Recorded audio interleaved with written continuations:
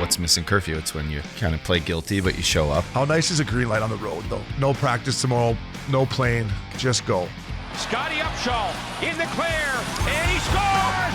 Right in front, scores! A few laughs, a little bit of fun, and obviously a lot of hockey talk. You're listening to Missin Curfew. Fella, lads. Fella. My man. Fella Friday, hashtag Fella Tour. Here we are, buddy.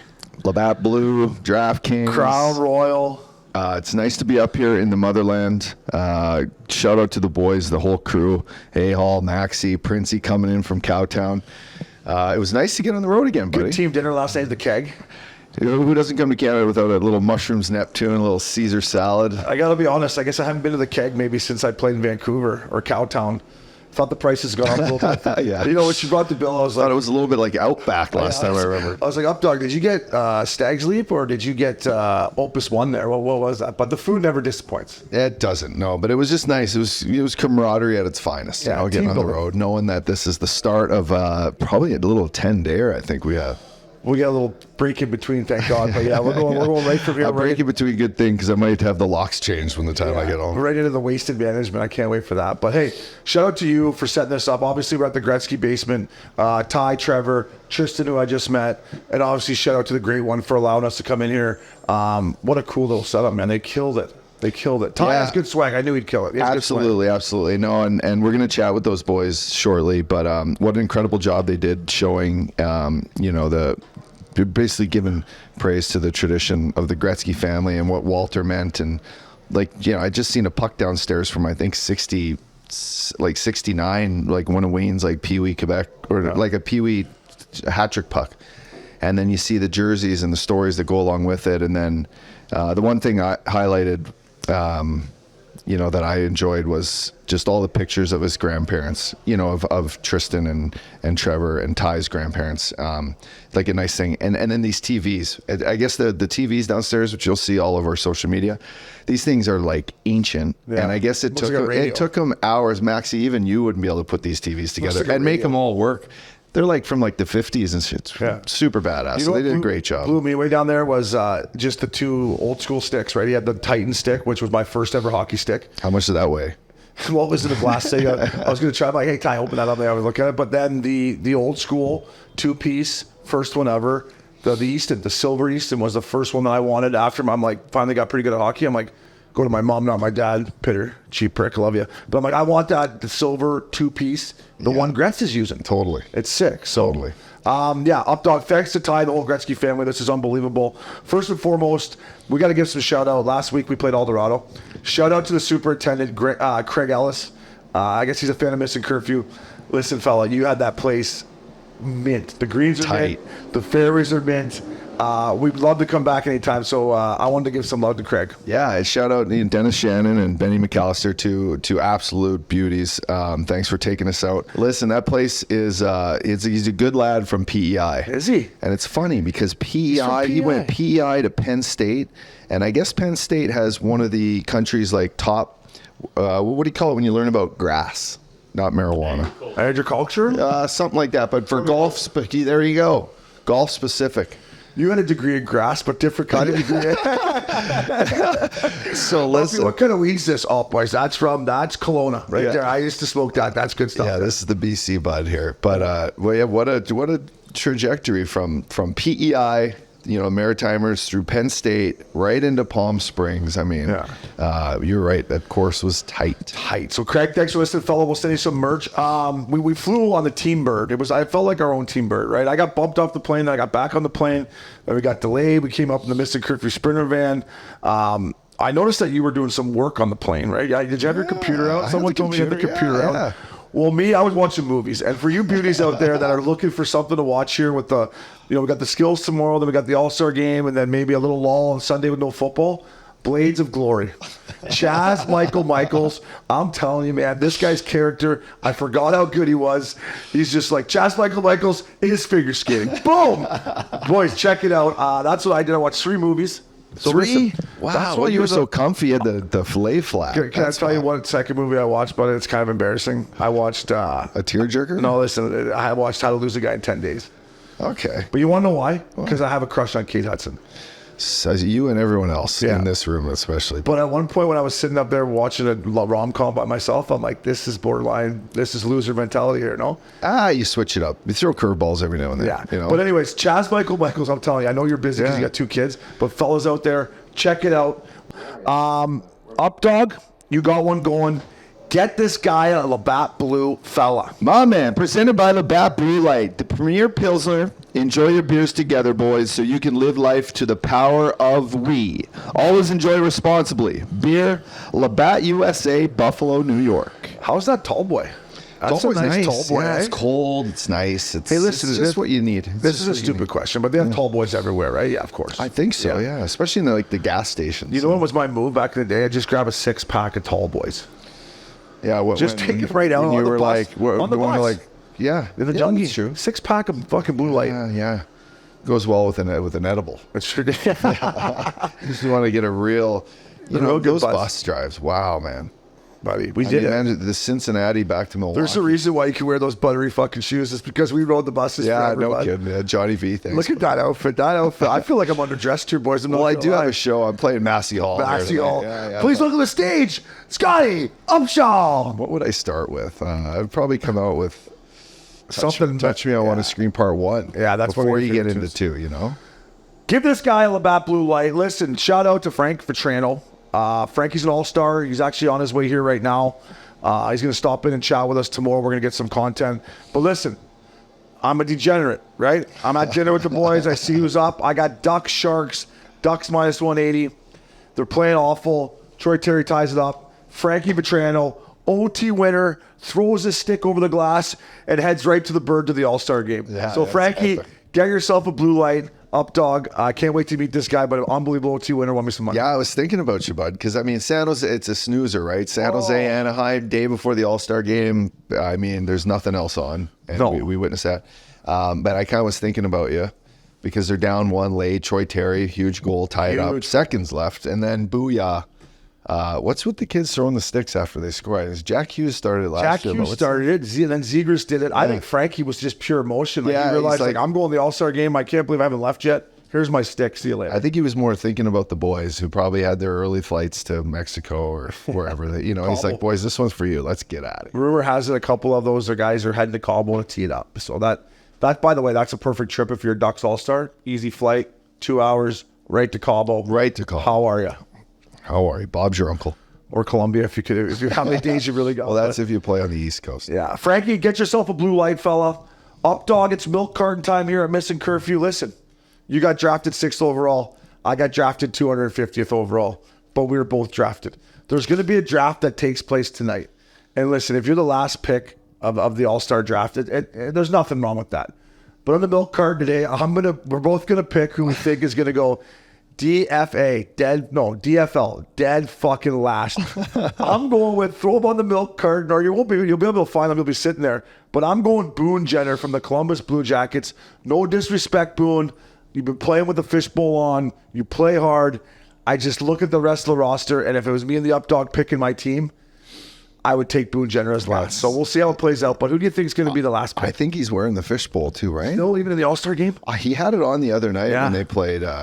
Played Anaheim the other night. No, they played St. Louis Blues, and I think he had the fishbowl on. I'll tell you what. I bumped into Chris Pronger when we landed, when we were waiting for the boys. And Yeah. I love St. Louis because of you. I've never been to Obi Clark's. The effort that they put, actually, this should I'll be the tell you this why. should be the I'll milk tell carton. you- This no, should be the milk carton. No, I'm going to say my milk carton is Robert Thomas from St. Robert Louis. Thomas. Because I saw the effort you put in the other night. Oh. And they have 5 in a row going. Could be 6 in a row before the All-Star break. By the way, right? And they laid, and it's not just on him. It's more of their team. It's more of, collective effort. Maybe they all had their heads in the sand and, they already had their SPF on, ready to go rock and roll down the beach. But yeah, so for me, it's Robert Thomas tonight for dead fucking last. DFL. I heard Tiger say that at the Hero World Challenge he did. He was like to that, who's that one golfer, the guy that looks like Happy Gilmore's caddy? Valstari, or whatever his name is. He's like, hey, I guess me and you, he's like, 2 guys haven't played since April. I guess we're playing for DFL, dead fucking last. So listen, the All-Star game before, as we know, it's hard. Yep. But how much better is it to go on the break when you have one? Like I was watching that game. Yeah, I had for a rookie party. You gotta win that. It's a green light. You gotta win that game. So I'm interested to see how the draft unfolds. Boone Jenner, I got you going dead last. Updog's got Robert Thomas. Listen, Updog, big news yesterday. Princey was at dinner. He had a half chub. He's all fired up here. Craig Conroy's making deals. Elias Lindholm is going to the Vancouver Canucks. Yeah. Listen, I don't need to get into what Calgary got. They got friendly fire, I feel. Kuzmenko, who's a Russian kid that, listen, has got lots of skill. He scored 30. Yep. Got in Talks' doghouse. I've been there. Gets dark and lonely in the doghouse. He's going to go there. They got the first round pick, a couple prospects. But from the Vancouver perspective, I don't know if Lindholm would have been my first pick. I don't know if he can play with the pace. Right now, Talks has got these guys playing quick, fast, and hard. Now, I think he could probably come in and do it, but I've never met a Swede who's not a bad guy. Gives him good depth down the middle. Now you can go Pettersson, Miller, Lindholm if you want, or whatever. So I think it's a good trade for Van. Yeah, two parts to that piece you have there is I think they fill a second line center role. That's a player that's proven. He's well equipped with the division they're in. It's pretty familiar territory, right? You just slide in one province over. How are you? Yeah, to a much better province. But actually, I like. But your question about is he the pace of play type player that they're looking for? You know what it's like when you get stuck in that so-called doghouse and you have fucking dog days are upon you and your team stinks and you're just fighting and crapping and you're just scraping for every inch you can get. Well, right now he's got a chance to go to a new team who happens to be first in the league. What an opportunity coming in for a team that wants him.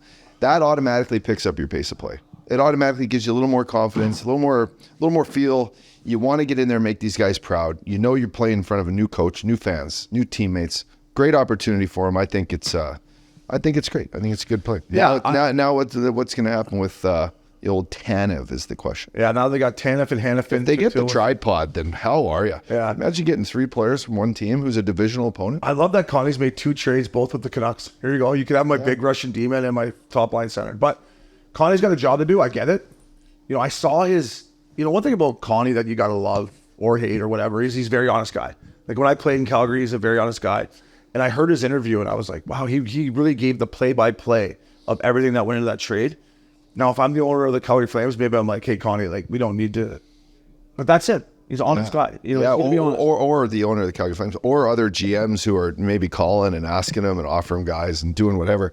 Those guys might be like, I can't call Connie again. He's going to tell you. He's like, where's what happens on the road stays on the road type thing. Exactly. Yeah. Lie to your wife, not the boys. I used to like that one. Hey, lie to your wife, not the boys here. That's just a figure of speech. I'm telling you right now, though, Vancouver went all like that's telling the boy. Like if you're on the break right now, me and you are playing for the Canucks, and we're down in Cabo, and we just picked up a legit second line center. Yeah. How excited are we to continue our all-star bender, right? Totally. And B, to get back and be like, all right, here we go, right? We made a move at the deadline, at the all-star break. We got our guy. They can make another move before the deadline. Listen, I'm an old Canuck. You know that. I'm fired up that this has happened. I love Rick Tocchet as you do. So I think I got to give Jim Rutherford and the GM a lot of credit. Patrick Alvin, is that how you say his name, Princey? Alvin? Yeah. I think they both got extensions. Everyone's getting paid in Vancouver. Totally. Right. And let's just be honest. It's all on the head guy. Yeah. It's all on Talks coming in, changing the culture. Yeah. Giving a little, and no offense to our previous guy. We love him, Greener, to death. Yeah. But just Boudreau was new, fresh. Yeah. I mean, sorry, Greener, Boudreau. But just new, fresh spirit. Yeah. Spirit's a good word, right? Spirit, energy. They're playing it fucking rains there a lot, straight lines. You can bring the sunshine into the rink when it's fucking dark and gray outside. Someone here about that Gretzky basement house, I'll leave him nameless because we don't need to. He told me that when Lindholm was negotiating his contract in Calgary, that it was something along the lines of 11 bananas a year. Sell that fella. Yeah. Hey, like he had one good year with 100 points with Johnny and Matty, $11 million. So if that's the case, Connie had no choice but to trade him. And I don't think he really wants to You're already stay paying there. one guy 11, and how's that working out, right? Yeah. So time will tell. Canucks, baby. We're all Canucks up, dog. Top titty fella. Listen, titty. up, dog. You missed top titty again, but that's know. okay. Where was I? Shout out to our winner, L. Duchette, 81, 166 points. He had Brock Besser, Markstrom, the captain, Brento, 10th, Princey, 27th, myself, 31st. No top titty this week because of the All-Star game, but we appreciate you boys playing that. I'm starting to come, boys, so I'm starting to feel it, boys. Edit that out. I'm starting to feel it. Listen up, dog. That's staying. We are DraftKings Lock of the Night. Lock of the night, fella. Presented by DraftKings Fantasy Sports. Check out what DraftKings has to offer this season with code Curfew Kings. Because life's more fun, fellas, when you're on. Because life's more fun, fellas, when you're in on the action. DraftKings, the crown is yours. Gambling problem? Call 1-800-GAMBLER. Age and eligibility restrictions apply. Void where prohibited. See DraftKings.com for details, fella. Up, dog. You're on fire. You're 8-2. You took the Rangers over Sens. Stay hot. Where Stay Sens hot. guys were like, Brady Kachuk changed the complexion of the game. Whoa, whoa, whoa, whoa. But they gave up 5 in the second, boys. So I wouldn't put it on Brady chucking them. But I had a tough loss. Listen, the Winnipeg Jets, I'm 8-4. So together we combined, we are 16-6. Listen, there's All-Star game. We're going to do, I'm not going to guarantee, maybe say it's a lock, but we're going to pick some guys for the skills competition. The skills competition this year is a unique $1 million on the line. You go first. Who do you think is going to win it? We'll call it the lock of the night, but tread carefully. My lock of the night, fella edition, is Cale Makar. I think Cale Makar, he's plus 700, I think, in this skills comp to win. Exactly what he is. Boys, well, what is he, the only D-man going? Him and Quinn Hughes is in there. Quinn Hughes is in there, too. Yeah, but I guess this kid, I mean. Listen, you're taking the guy that I'm taking was Cale as Makar. fast to, was it 300 points? 300 Princey? points, Bobby Orr. Bobby Orr, one game. Took him one more game than Bobby Orr. Yeah. So that's not bad. He's not bad, and I just like his, you think about skills comps. You like his skating stride, don't you? Hell, I like that. I like the way he shoots the biscuit. Buddy, his release I like, is so sick. I know, let's just be honest. Everyone's going to pick Austin Matthews, maybe. You get good odds on Austin. People pick Connor McDavid because he's, arguably the best player ever. But what Cale Makar does, I think the odds are going to be in his favor, fella. The odds are in your favor. That's the Hunger Games, right? The odds are in your favor. Listen, favor. I'm going not necessarily off the board. Replacement for Jack Hughes. I've got to know this kid through our boy Mac L. It's Matthew Barzal. Good British Columbia guy. Good looking I cat. still don't love that he shaved his head, but maybe Lou made him do it something. Plus 850. Barzal, the reason I want him to win is he's coming to the party. And if he wins $1 million and the guy coming on next is throwing the party, he already promised you throw some cash around the shaker for us. So I'm taking Matty Barzal plus 850. Updog's got Cale Makar. Listen, I used to hate the skills. We ripped it the last couple of years. Good on the NHL. I'm excited to watch it. Yeah. We're still going to find a nice location where we can watch it. We get a cocktail, but it's going to be fun. Come on, Matty. Do you think they're going to hand out like a check like semi-pro, just a big old check, and you take it out of there? Happy Gilmore, you got a big check. Just give me one of those big checks. I imagine I'd bring that thing right into Parc. I can't imagine two things. I can't imagine either one of us being in a skills competition, and I can't imagine us winning $1 million for, like, could you imagine the shaker we would have had?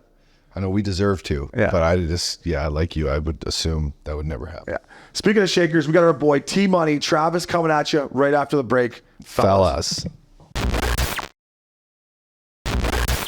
Welcome back to Missin Curfew. Up, dog. Fella tour continues, and without this beauty, there would have been no fella tour.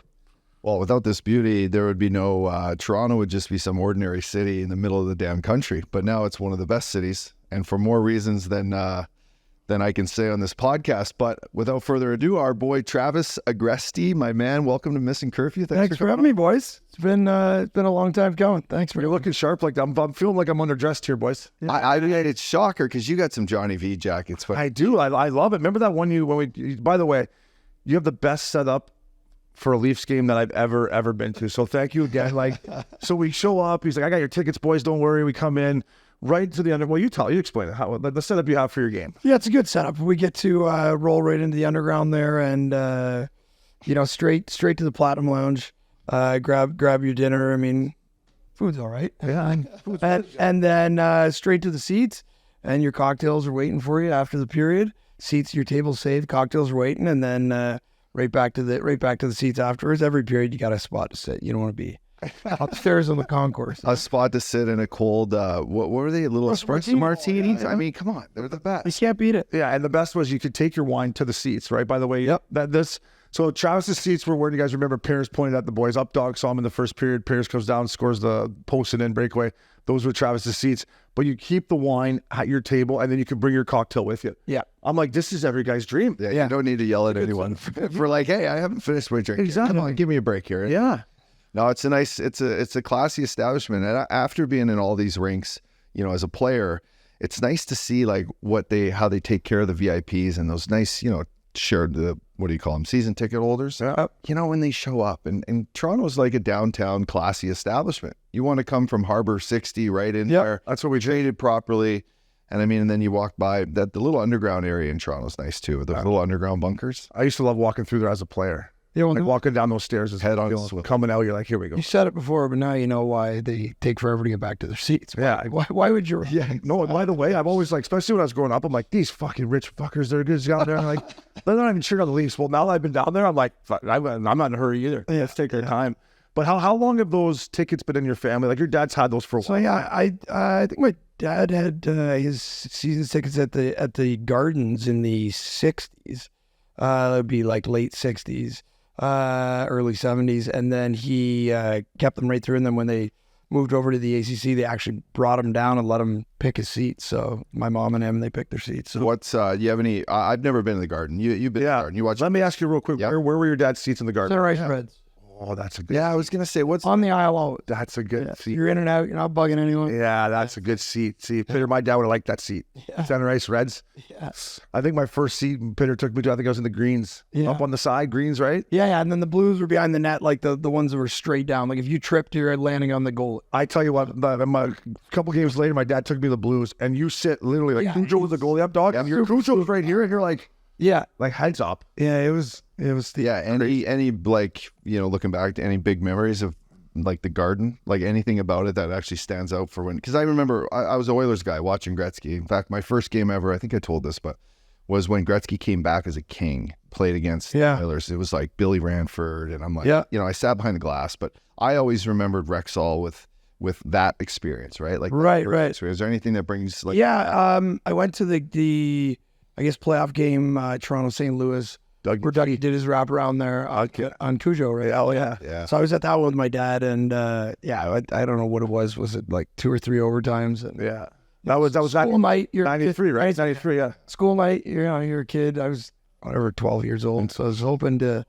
Well, we're sitting in the guy's basement that shattered our dreams. That shattered our dreams, right? I mean, first time up, he had Gretz on the pod. I played against Gretz when he was coaching up here, when he was coaching ups, but I never met him. So we bring him on the pod, and I'm pretty nervous, and Ups is nervous, and I had to ask him about the high stick. I said, "Hey, what about your high stick?"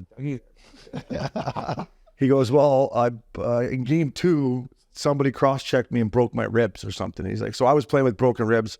I feel it was okay for Dougie to play with a little cut over his eye." Yeah, I was like, I'm like, Gretz, you're right about that. Yeah. You're right about that. But when I had Dougie G on for the first time, I was so nervous. Like, who was your favorite lead? Dougie, Yeah. by far. by far. Yeah. I was so nervous. He's like, "You're all right." I'm like, I'm nervous for this one, fellas. Dougie. Yeah, Like, him and Wendell. Yeah, I grew up with like Ty being like a super close family friend. He's like a big brother to me for like Yeah. even from the hockey days right through into business days. Like we've always been so. Ty was more like family, but for being a fan of someone, definitely Dougie was my guy. Always, yeah. So just for our listeners, you grew up here, big family. Your brother plays hockey. He's got a fucking sick outdoor rink in his backyard. Like that's how much he still enjoys the game. He's a fucking glue guy. We got to get him a glue guy t-shirt. He's a glue guy. And so like the family business, you grew up playing hockey with our boy Cody Liable. Shout out to our. Oh, yeah. I forgot. Shout out to Is there anything back in the day? I mean, he's a star of our. How was his workouts? Was he working hard or what? I mean, Was Lauren? Lauren giving him private. So yeah. I mean, we go back to like young days, like right out of high school where I was played some hockey with Cody and we were buddies. And I mean, there's so many stories with Cody. Oh, he's hilarious. I can't even start. But he was the best practice player ever. No, the one. He was unreal. The one that's Chuck me as the best practice player. the one that's great is, and you and Robe, or shout out to Robe too, but Good guy. Isn't there one where like, your star player gets fucking smoked, right? And the tough guy, or it might have been in China. It was Barry, right? Yeah. You want to Star player on Barry. I don't even know who it would have been at the time, but he got run over. And Cody happened to be on the ice, and Sugden was on the team. Oh, And Suggy was on the bench. there's a killer. And the guy, I guess, whatever that hit Barry's best player or whatever. He was skating by, and Cody chirped one of the guys, of course, like Cody, and Shocker. And imagine the best player got hit, Suggy, nobody did a thing until Cody chirped the guy, and then the guy just sort of like stepped up to Cody a little bit. Suggy jumped forward out and killed the guy. And like, what did you do to Sug? I need to protect you, but not our best player. Yeah. I see those, like, I got him on the payroll. Yeah. Yeah, there's some there. But Hey, Trav, you like to chuck them though, right? You were telling me, speaking of that game we went to when we were drinking lots of wine and espresso. I wasn't filming that, so I was. Yeah, so you just got in there. Nose a couple times and got a lot of. That's how you do it though, right? You just got to get in there and start chucking them. I mean, back then it was, there was, a path for guys who did that, obviously. So for me, it was just, Ty would have me on the ice and, show me. So I would, for me, it was like, this is my way to get to junior and get moving here. So I fought a lot. I got beat up many times. Yeah, we all did, but there's only one way to learn. You got to get in there and just start chucking them. Yeah. But that's because you didn't grow up in the city too, right? You grew up a little bit outside, right? So you learn how to be a little bit of a fucking... Yeah. I grew up in a small town, and that's what you do, right? Yeah. There's a lot of fights, and guys are fighting all the time. And then I left and moved down to the city at a young age, and had to figure it out on my own. Yeah. No, I remember I was 16 years old playing junior hockey. I got the wheels beat off me. I come out, my eyes black, and my uncle's like, I'm kind of... He's like, what are you... Like, that guy beat me up. He's like, if you're not losing, you're not fighting the right guys. 100%. I'm like, well, that's an interesting take. I get where you're coming from. I get where you're coming from, but I like to win a few more. You're like, fuck, I fought 5 times last week. I'm fighting this 20-year-old guy. I'm 16. I'm not an ounce of fat. Yeah. No pubic hair yet, fat. I'm like, I'm fighting this guy?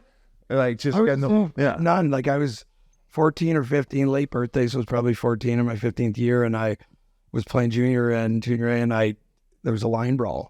And I thought, and I was the only guy that hadn't signed on the team, so I had to wear a full cage when the whole league was half visor. So I was already getting chirped. Yeah. I'm like, please let me wear it. He's like, no, can't do it. So line brawl, I'm the odd guy. I drop my gloves. My eyes perfect. The guy takes off his helmet. He looks at me. I take off mine. I'm like, let's go. I looked over at the bench, and the guys were just like this. And this guy had a full beard. I didn't have any hair on my body. Yeah, that's a man. I went in there just chucking him. Thought I'm doing great. Wasn't even hitting him. He just stepped back, cracked me with one in the head, and I was just out. And I just climbed him like a ladder to get back up. He said, you did all right, Rook. Just hold on, wait for the rest. Yeah, because he couldn't. I was done. Yeah. Just you're like, you're looking at the light. Get in here, would you please? Get in here, man. I can't dump him. I need help. Yeah. So let's talk about how did you get into the nightclub scene? And you said you moved to the city and stuff like that. And obviously, I used to when I first met you, you had EFS. That was a staple when any of the boys would come in here. But how did you get into?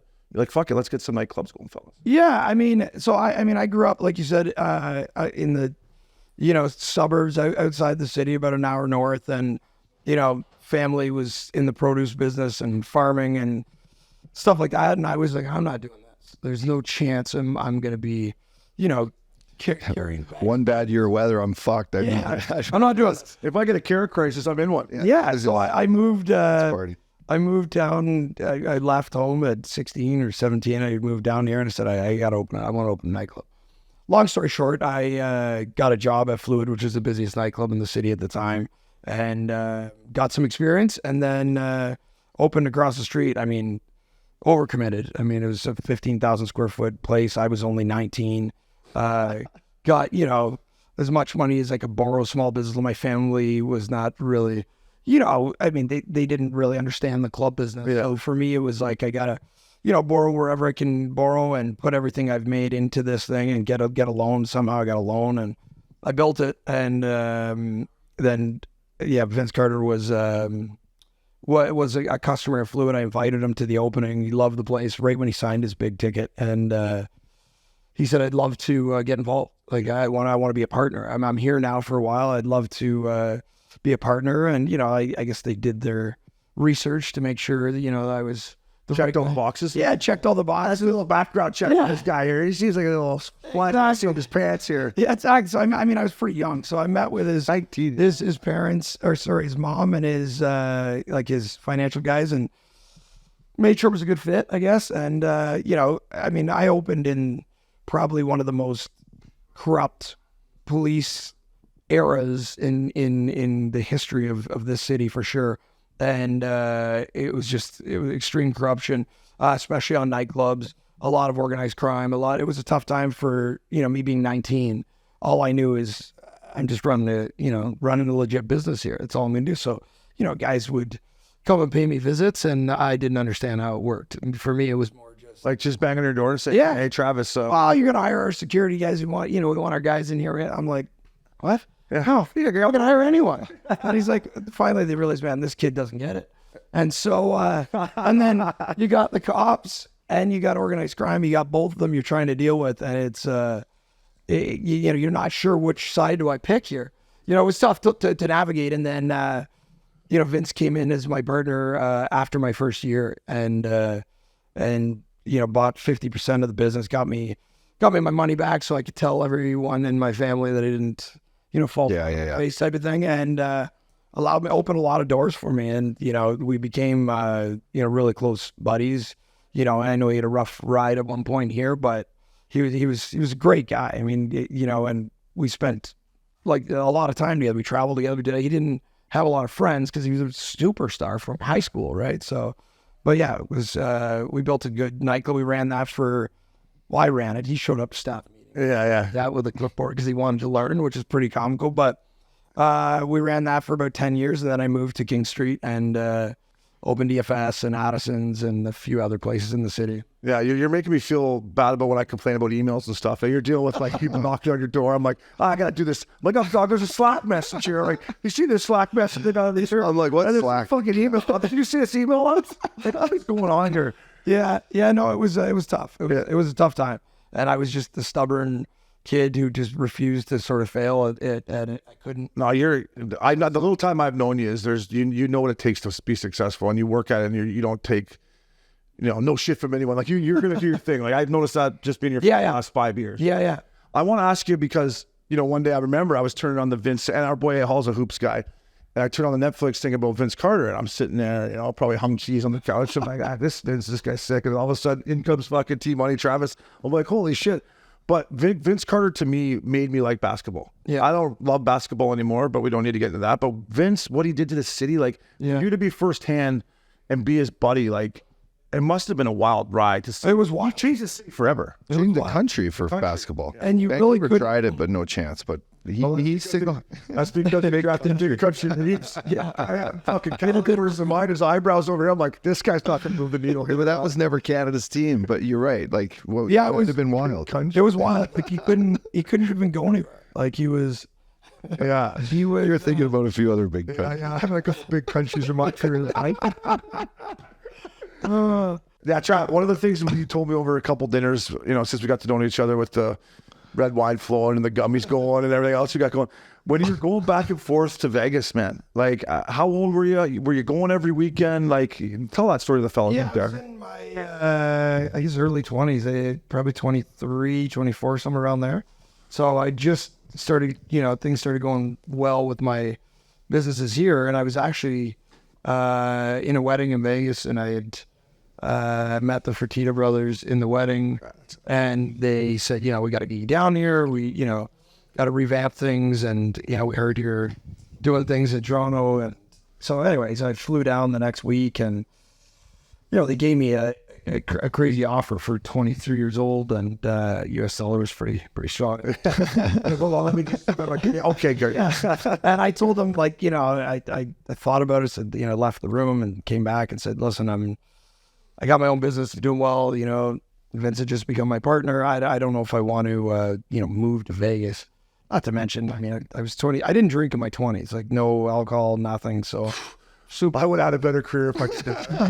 I don't drink as much now. I should have. You're okay with that, but there's gambling, there's other things. So I said, There's some other vices there. Yeah. So I said, guys, listen, I'm gonna pass. And then they literally they took 2 seconds to just scratch out the offer and just write a new one, like just double it. Like these guys it didn't matter. They would just keep going. You're like, okay, I'm really not coming this time. I'll write one more time now. Scratch that. Anyway, so Well, and what was it for? Was it a new concept they wanted you to bring, or what was their? Yeah. basically run a lot of the the food and beverage and the entertainment side of all their properties. and throughout Vegas, you know. But anyway, we ended up working something out, and I between them and another group, I ended up going down frequently, like every finish work at the nightclubs, Wednesday to Saturday, then get on a plane Sunday morning and go till Wednesday, and then go to Vegas till Wednesday, and then get back and go do it again. It was a lot. There's one other guy I know who could do that. He's sitting right there with those tight jeans on, that thick jacket. I mean, the fact of what you're saying is to get on a bird, fly to Vegas.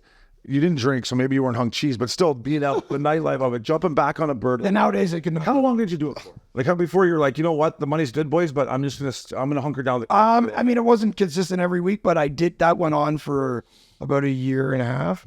Yeah, it was a lot. Were you single? No. Do you wish you were single? So you weren't single? Nope. Okay. Do you think now with the way Vegas has turned into a city in the last, say 15 years, are you upset you didn't stay and maybe build something crazy? Like what if that Sphere had like T-Money all over it? Yeah, I mean, like Sphere's pretty nice.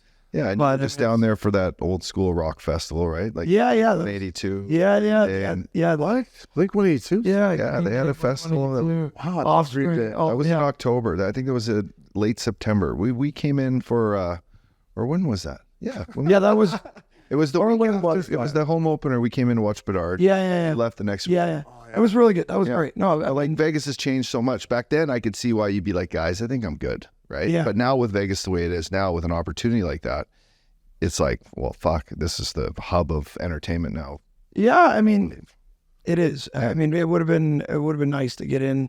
I mean, I was looking at obviously moving there and building a place of my own there and stuff like that. But it's hard. It's hard to penetrate that market. It's hard to get in. I mean, you got the Talbot. Sometimes you got to penetrate. Sometimes you have no. Sometimes you got to, especially in Vegas, sometimes you got to penetrate. Between the Cowboys and Grutman, I mean, yeah. Well, that's what I'm saying. It would have been Grutman if you stayed in Vegas. Vegas was looking for a Grutman, basically back then. But I'd like to rewind a little bit back to like your days here and laying everything on the line. Maybe something you didn't think you were gonna do. Or like maybe someone was like, I wouldn't do that, Trav. I wouldn't go on that street with this club. I wouldn't do this. Like, was there a time where you just said, fuck it, I'm writing the check. I'm doing this concept. It's my bar. It's my fucking show. Was there anything that brings you back to like, it's my career. I'll fuck it up if I want. Yeah, like Vince and I really brought bottle service, right? Like there was no bottle service in Canada. So we were the first to get charged. The other reason I spent all my stuff. All right, I still love you. But at the same time, it ruined nightclubs the way they were. Like, they used to be fun. There used to be, a dance floor, like, girls would dance all night. It was like, it wasn't now. It's, it's not quite the same. But yeah, I mean, back to your question. I mean, we came up with a concept to do Addison's, this cool, like, neighborhood, like, house, and build it, like, do a kitchen, a living area, a games room, a backyard that was huge with cabanas and everything. And, do it more like, cause when nightclubs are so looked at as so pretentious and, cover charge and, bottle service. And if you don't know somebody, not get in, this was more of a neighborhood spot, no cover charge. We were like adamant about that. And it was awesome. It was definitely. That was a sick club. It was almost like, it's almost like in LA, we have bungalow. It's similar to bungalow, but neighborhoody. Yeah. Bungalow doesn't have neighborhood aspect to it. You're in the city, you have your own ass, Can I ask you a question about all the lines and stuff you're talking about? Like, do you ever remember the first time you used your NHL card? Did you think, like, I got to get to a place where I never have to use this again? Like, was it not the worst thing in the world when you're like, hey, I play in the NHL, here's my NHL card. I'm like, I got to meet some people that I'll never have to do that again. Because it's such a loser move. Those days are so much fun, though, where you're just like, you rock into a city where you absolutely know nobody. Yeah, and you just come in with the NHL card. You have three of your buddies. You have your three guys come over a time and say, hey, my NHL card. Or CFL guys always So back to like him being the first one to introduce bottle service. Back then, you couldn't just go up to the door and be like, hey, we want a table. Like, a table, what's the minimum? Or where's your manager? Hey, we look like we're dressed like this. We were just fucking kids. And we're basically like, can we pass the line?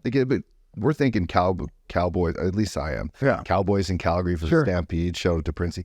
The fucking lineup to get in is out the door. And I use my NHL card. Tables and shit. You're just getting in. They're just trying. And then it's every man for himself. Yeah. But, it's the cage. A lot of guys get in there. Yeah, eventually, with hockey, obviously, I got to know most of the guys, hockey and basketball. I knew you know, who's who, like everyone, right? But and I lived it. I was there every night. So, but you know, some guys would have to use it. Yeah, I was like, when I first started, I'm like, I got to find a better way. I got to find a way to meet some people where I don't have to use this stupid card.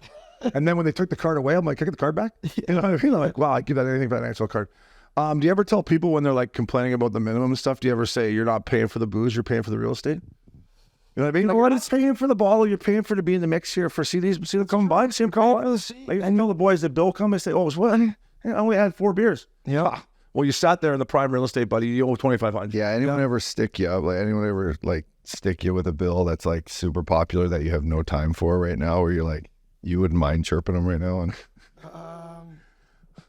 like, dog's looking for some clickbait out here. Don't fall for his trap, buddy. Don't fall for his trap. I'm trying to think. No, I mean, I don't think so. Also, I mean, it could be like some, you know, pigeon that just. The girls usually would have to pay the bill if the guys have. So yeah, you're like, hey, at the card, I'd make them do the hard part.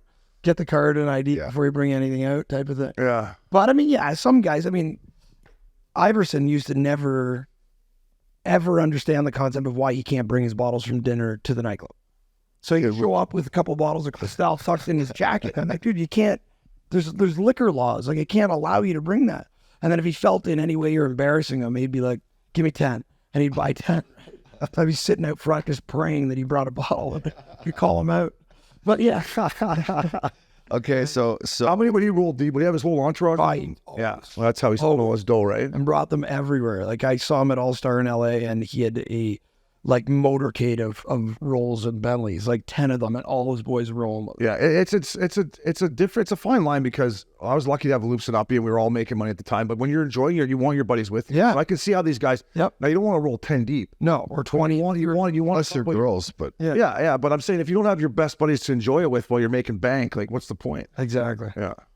So bring me back. I asked you craziest like moment where you put everything on the line with all the madness in nightclub business over the years. Is there anything that you're like, you know, I gotta do something. I gotta take a guy out. I gotta fucking rip this guy's head off. Like, there was a lot of head off. There was a lot of fights and stuff like that, and especially in the early days when, you know, there wasn't the same sort of gun violence or anything like that. But there was a lot of fights, and I mean, I was in the center of majority of them.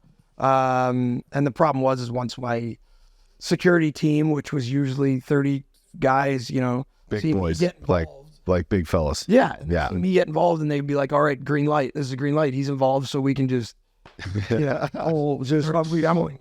unleash it all. Yeah. Unleash the barrel. Exactly. When one of your bars is in a neighborhood, like how much shit can go on there where you have an open backyard? Yeah. Like, so Addison's, we're getting consistently broken into and robbed on the patio, like consistently. Like, guys were hopping over consistently and stealing stuff. I mean, whether it be equipment, whether it be alcohol, like they were just cleaning us out. And one long weekend, they had us 3 nights in a row. And so, you know, I have a great relationship with the... on cameras, you 3D flagged. Yeah, the hoodies and stuff. And I have a great relationship with the Toronto police and, you know, a lot of the plainclothes guys that deal with us on a regular basis. And, you know, I called them. I went for a meeting and said, guys, this is getting crazy. Like 3 nights in a row, like I need your assistance here.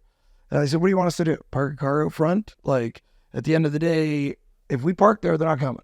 So, like, you know, the chances of us dedicating resources to put someone there or a team there all night, it's not going to happen, Travis. I got to be honest with you. So basically, you're telling me, they're honest with you. There's nothing matters into my own hands here. Yeah, so I said, listen, well, then I'm waiting. I'm going to wait on the patio. I'm going to wait for them. And I mean, I was young and whatever, so I waited at the back. Like, we had a little outdoor kitchen. I waited like underneath the barbecue with another guy. Put 2 or 3 of my security guys across the street. I'm going to get in trouble for telling this, but 2 or 3 of my security guys. It's just, you're looking after your property. You're not doing anything crazy. You're not doing anything illegal actually at this time. Right. Yeah. Anyway, so I put a couple guys, my trusted guys that have been with me for years across the street. And we waited 2 hours, 3 hours.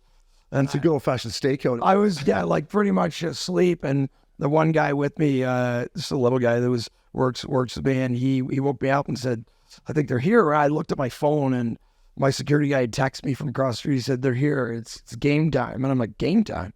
Can you tell me? I text back, how many guys? Who's here?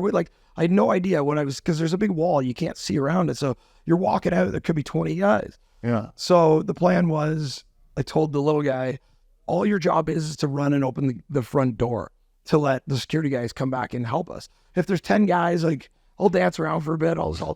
I'll make it work. You got good shoes on. Yeah, no matter what, you go get help, man. And he's like, all right. So I walked, as I came out, the guy, I mean, and now I don't really feel bad, but like I came out and the guy who had a hockey bag and he was traveling from one bar to the other and it was just packed full. And he's walking with it and I totally took him by surprise. Like I had a hoodie on and just a black outfit. I just jumped out. I'm like, oh man, this is not your night. And he looks up at me and he just screamed. He just collapsed. Like on the But he's on your property at this time. Oh, yeah. Yeah, fuck, bring it on then. Get him. So I dragged him around a bit and sort of like, restrained him. And just by chance, like total Hey, like that much? by coincidence, total coincidence, there's all of a sudden there's a as I got my like knee on his chest or throat or hand or whatever, and all of a sudden there's somewhere from the neck. There's a bright light on me from over the fence, and I just hear Toronto police freeze, and I'm like, I'm dressed like the criminal. Like he's dressed better. I'm on your fucking tent, and he yells again, Toronto police freeze, and I'm like, oh man, this guy's screaming on the ground. I can hear another guy at the front. So you were getting popped, like you're like, Yeah, and then I like sort of glance up in the corner of my eye, and I can't see because it's so bright. He's just got a flashlight on me. He had a gun in his hand. Jeez. And he yells, Toronto police freeze one more time, and I'm like, Jay? Trav, what the fuck are you doing, man? And I'm like, and he goes, don't worry, my other guy's on his way. And then, they all just, there was cops everywhere in 3 minutes. Yeah. But they happened to be driving by, and So they hear the call in the radio. they're cruising by. No, they're just cruising by, and they saw my Dorgan had just got the second guy on his way over the fence, pulled him down, and they roughed him up pretty bad. Wow. Yeah, but I mean, they never came back. See, when you're 19, you get in the club business, you never know that eventually like shit like this happens. You're just too like, but you kind of feel like humiliated when someone keeps stealing from you. Right, you're like, by the way, my joke's on me. Yeah, the role is greedy. Yeah, and even twice as greedy. That's too much. I'm like, I've been waiting with you. Yeah, it was just too much. I'm going to sleep. They're like, oh, let's get up. I'm like, Yeah. Give me a second here. Let me. Our boy A-Hall, fucking, we got a great little studio and it's been fucking clipped a couple times. Yeah. Fucking same shit. It's brutal. Yeah. Fucking eventually. I wish we could. When are you gonna stake out there for the boys, eh? Anytime, I'll put a hockey helmet on, just get a fucking Louisville Slugger ready to go. Hey, speaking of hockey helmets, let's talk about our boy Loops. Played in Toronto for. I'll be honest. I told him this. It feels like you've kind of overstayed your welcome, eh? Maybe ask for a trade here. You had a good run, but that's neither here nor there. But talk about, I met Loops, you through Loops. Loops, listen, in all honesty, Loops was a great Leaf. He did great stuff for the community with Loops troops. People still to this day in Toronto, and when I go back home, how's Loops doing? Where's Loops? He was a great Leaf in all seriousness. But talk about just time with him. How much money? He's loved here, but you go to a game, you see a lot of Liverpool jerseys, right? So, I mean, yeah, he was introduced to me through our mutual friends and Cody and the group, and we hit it off and got along well. And Loops, he's got like a tight circle of buddies, and that's it. He doesn't really like to entertain too many new friends. Totally. And like he keeps it pretty tight. And him and I were, would go out a lot and spend a lot of time either at my place or until he got a warehouse to live in, and then he spent more time at his. Is that the one with the basketball net? Yeah, basketball net, and it was this like amongst like semis and townhomes on a street just off Queen, like right downtown. You got this random just brick facade from the front. You didn't even know there was anything. I pulled up. Hey, Loops, he's not here with his phone, right? I'm like texting him, I'm like to the driver. This might have been before Ubers. I'm like, this can't be the right place. Like, I let me go. Yeah, it doesn't look like it. Go through that wooden like sort of through the thing. Yeah, and then there he is. Hey there. Oh yeah, come on in. I'm like, this is your pad. No, yeah. And I'm like, okay, I get it now. I'd usually get the text. Yeah. At 2 a.m. So, what are the staff up to after the shift's done tonight? Like, so let's throw a little shaker at my place. So then we threw it. We had a fefew parties there. Yeah, I'll tell you what, I reaped the benefits of Loops playing here when I'd come home in the off season and walk around with him, and he couldn't walk anywhere on Queen or King, and everyone knew him. Loops, what's up, buddy? Hey, Loops, how you doing? I mean, he was doing male modeling here, everything, right? Like he was. Oh, his male modeling. He's the city.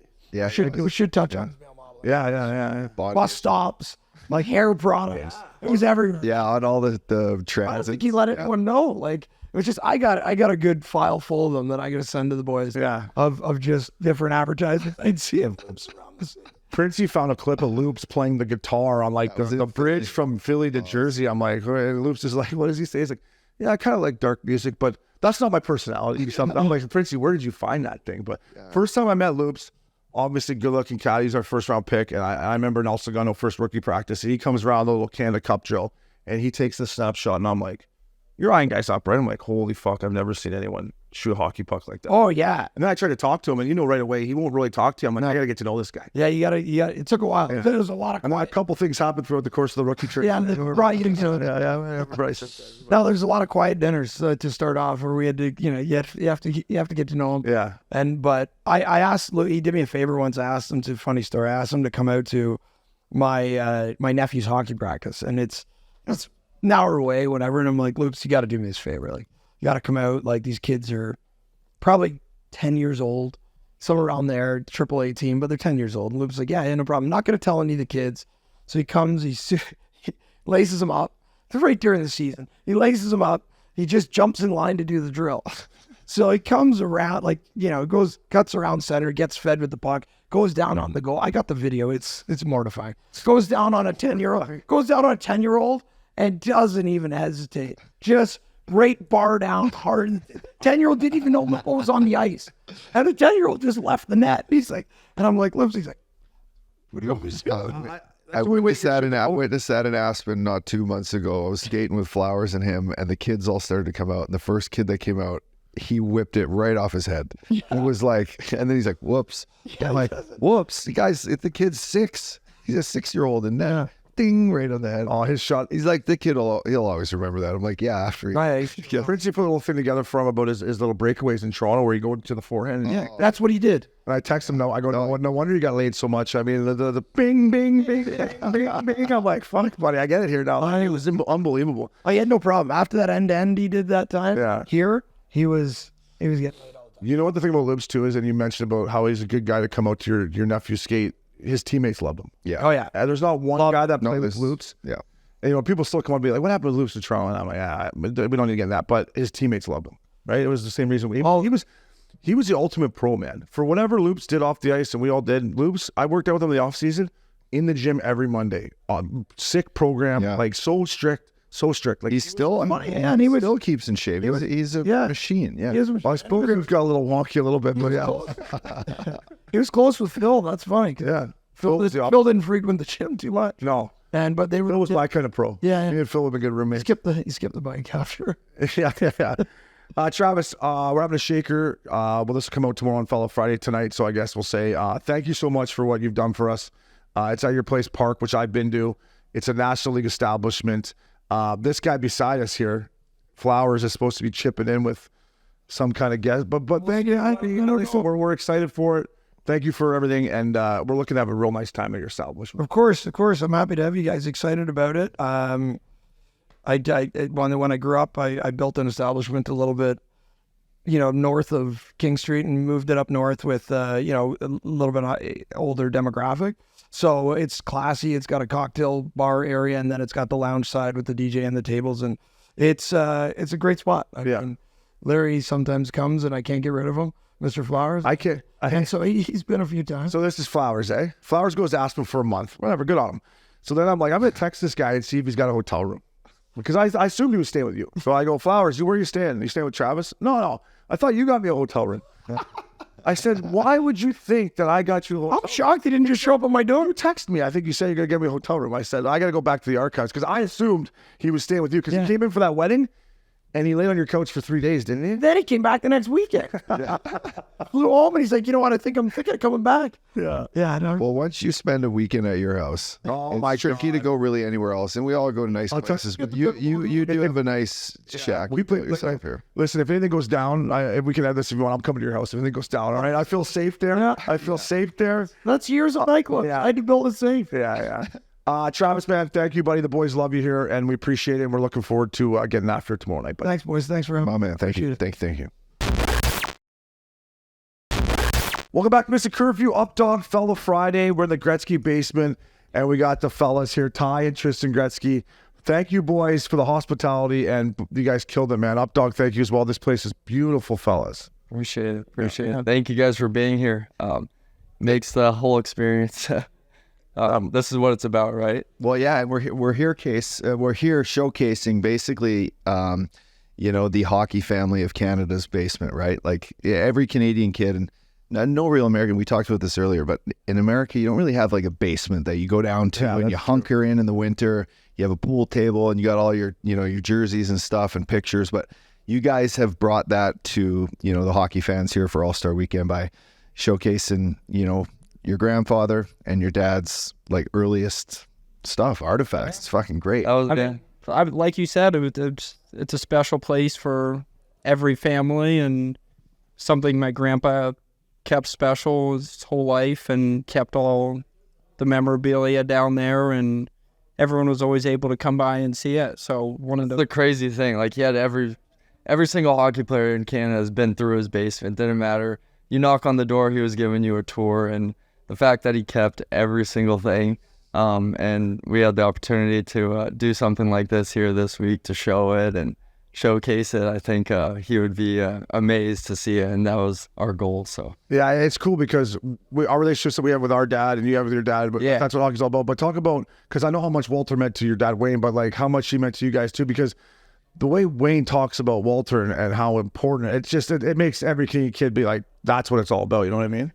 I mean, yeah, our grandpa, if anyone was lucky enough to meet him, he was the nicest human being on planet Earth. And even just the people coming through, seeing the shop this week, they've been telling us stories and showing us pictures, going into the basement, knocking on the door. And yeah, he really was the best. And my dad tries to, I think, be like him as much as he can, and he does it so well. And then we try to copy our dad. Yeah. So. I would say this about your dad, and I've had a great opportunity to play for him, and now more than anything, like the relationship I've got to build with him post hockey is incredible. But what I've noticed with Wayne is that, like your grandfather Walter, what he was able to do for hockey and hockey kids, they always looked at him as this, the great father of Wayne, right?